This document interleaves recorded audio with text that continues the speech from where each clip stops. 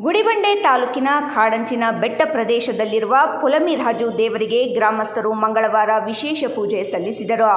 ಉತ್ತಮ ಮಳೆ, ಸಮೃದ್ಧ ಬೆಳೆ ಹಾಗೂ ಜಾನುವಾರುಗಳ ಕ್ಷೇಮಕ್ಕಾಗಿ ದೇವರಲ್ಲಿ ಪ್ರಾರ್ಥಿಸಿದರು.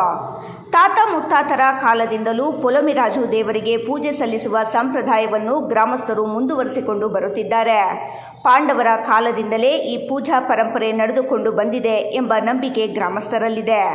ಕಾಡಿನಲ್ಲಿ ಮೇಯಲು ತೆರಳುವ ಹಸು, ದನ, ಕರು, ಕುರಿ, ಮೇಕೆ ಸೇರಿದಂತೆ ಜಾನುವಾರುಗಳು ಸುರಕ್ಷಿತವಾಗಿ ಮನೆಗೆ ಮರಳಬೇಕು. ಯಾವುದೇ ರೀತಿಯ ಅಪಾಯ ಸಂಭವಿಸಬಾರದು. ರೈತರು ಬೆಳೆದ ಬೆಳೆಗಳು ಉತ್ತಮವಾಗಿ ಬೆಳೆಯಬೇಕು. ಗ್ರಾಮದಲ್ಲಿ ಸುಭಿಕ್ಷೆ ನೆಲೆಸಬೇಕು ಎಂಬ ಉದ್ದೇಶದಿಂದ ಪುಲಮಿರಾಜು ದೇವರಿಗೆ ಪೂಜೆ ಸಲ್ಲಿಸುವ ಪದ್ಧತಿ ಬೆಳೆದು ಬಂದಿದೆ ಎಂದು ಗ್ರಾಮಸ್ಥರು ತಿಳಿಸಿದರು.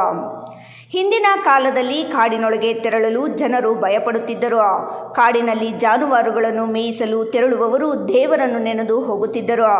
ಈ ಸಂದರ್ಭದಲ್ಲಿ ಕಾಡಿನ ಬೆಟ್ಟ ಪ್ರದೇಶಗಳಲ್ಲಿ ಕಲ್ಲಿನ ರೂಪದಲ್ಲಿ ದೇವರನ್ನು ಪ್ರತಿಷ್ಠಾಪಿಸಿ ತಮ್ಮ ಜಾನುವಾರುಗಳು ಹಾಗೂ ಬೆಳೆಗಳಿಗೆ ರಕ್ಷಣೆ ದೊರೆಯಲಿ ಎಂದು ಪೂಜೆ ಸಲ್ಲಿಸುತ್ತಿದ್ದರು. ಅಂದಿನಿಂದ ನಡೆದುಕೊಂಡು ಬಂದಿರುವ ಈ ಆಚರಣೆ ಇಂದಿಗೂ ಮುಂದುವರೆದು ಪುಲಮಿರಾಜು ದೇವರನ್ನು ಕಾಡಿನ ರಕ್ಷಕ ಹಾಗೂ ಜಾನುವಾರುಗಳ ಪಾಲಕ ಎಂಬ ನಂಬಿಕೆಯಿಂದ ಗ್ರಾಮಸ್ಥರು ಆರಾಧಿಸುತ್ತಾರೆ. ಪ್ರತಿ ವರ್ಷ ಗ್ರಾಮಸ್ಥರೆಲ್ಲರೂ ಒಗ್ಗೂಡಿ ಪುಲಮಿರಾಜು ಬೆಟ್ಟಕ್ಕೆ ತೆರಳಿ ಪೂಜೆ ಸಲ್ಲಿಸುತ್ತಾರೆ. ಅದರಂತೆ ಈ ವರ್ಷವೂ ಗ್ರಾಮಸ್ಥರು ಬೆಟ್ಟಕ್ಕೆ ತೆರಳಿ ದೇವರಿಗೆ ವಿಶೇಷ ಪೂಜೆ, ಧಾರ್ಮಿಕ ವಿಧಿವಿಧಾನಗಳನ್ನು ನೆರವೇರಿಸಿದರು.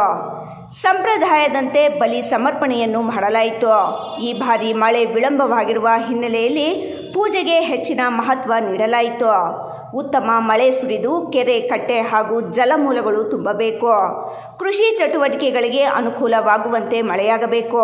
ರೈತರು ಬೆಳೆಗಳು ಉತ್ತಮವಾಗಿ ಬೆಳೆಯಬೇಕು ಹಾಗೂ ಜಾನುವಾರುಗಳು ರೋಗ ರುಜಿನಗಳಿಂದ ಮುಕ್ತವಾಗಿ ಆರೋಗ್ಯವಾಗಿರಬೇಕು ಎಂದು ಗ್ರಾಮಸ್ಥರು ಪ್ರಾರ್ಥಿಸಿದರು. ಮಹೇಶ್, ರಾಯಲ್ಸ್ ಕನ್ನಡ, ಗುಡಿಬಂಡೆ.